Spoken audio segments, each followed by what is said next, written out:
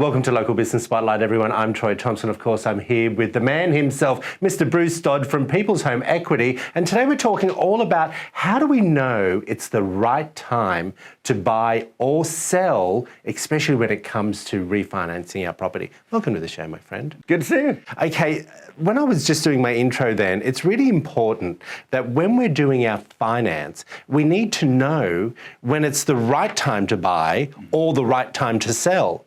How do we know that? Well, for a lot of people, the thing is earlier you can get into buying a house, better off you are. If you think about it, every time you're making a rent payment, you're making a mortgage payment. You're just making somebody else's mortgage payment. So the quicker that you can make that shift into owning your own property, the better it's going to be for most people. Okay, well, another thing, I want to keep on this topic if we can, Bruce. Sure. When we go to buy a property, okay, let's just say that my wife and I, okay, have two incomes, but I only the husband want to file our tax returns separately, and I only want to buy the house in my name because I earn more money.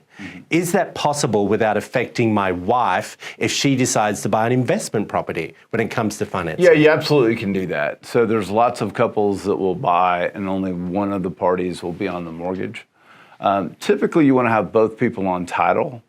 Right. So both have ownership rights, but only one can be on the mortgage. Happens every day. So that's more of an investment portfolio, or is that just everyday mortgaging? People do it for all different kinds of reasons. Let's say one of the parties in the couple has a much better credit score. Yeah. And can qualify for the loan and we get a better rate. Then we'll look at that. In some cases, one of the parties may have something that may make financing a lot more difficult.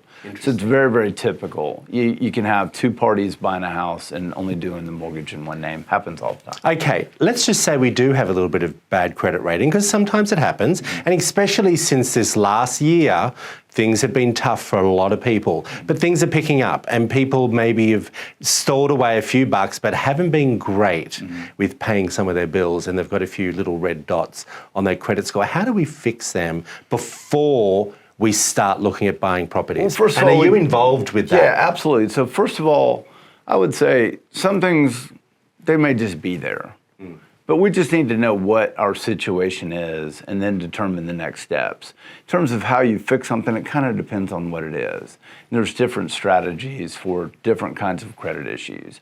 And so what we want to do is take a look very quickly and see what we're dealing with and determine, do we need to take some remedial steps?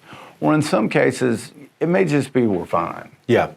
The median credit score in Georgia or in Tennessee is about between 706 and 708. Depending on which state. To be able to get a good interest rate. Well, that's just the median score. You can get a mortgage with credit scores in the low 600s, and those rates are awesome right now too. Yeah. So we just need to take a look and see where someone's at currently, and then plot our strategy forward. Now, I'm coming to you today and I'm thinking, Bruce, this is how much money I've got in the bank, but I have a few problems. I'm wanting to look at buying a property in 12 months, so it gives me time to sort out those other maybe red dots that we may have. Is that a good strategy, or you're basically saying, you know what, Troy, we can actually do this straight away? Let me have a look at your file. We just need to take a look. In some cases, waiting may not benefit us, because you have to think about this.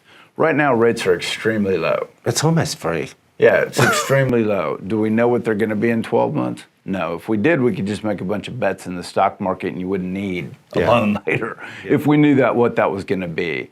So what I would say is, let's take a look, see where you're at now, and then we can make that as determination. Bruce, always good information. We appreciate it. Good to see you, my friend. If you want to find out more information, there it all is up on the screen for you. We'll be back after this short break.